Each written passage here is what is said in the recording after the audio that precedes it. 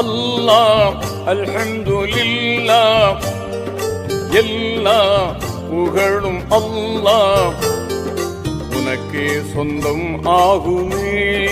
அல்லாஹ் உனக்கே சொந்தம் ஆகுமே. யா ரஹ்மானே யா ரஹீமே யா ரஹ்மானே யா ரஹீமே. அருளை பொழிய வேண்டும், உலகில் அமைதி நிலவ வேண்டும்.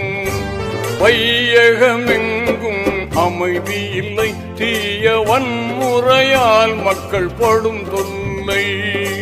நியாயம் தருமம் வர வேண்டும், மக்கள் நிம்மதியாக வாழ வேண்டும்.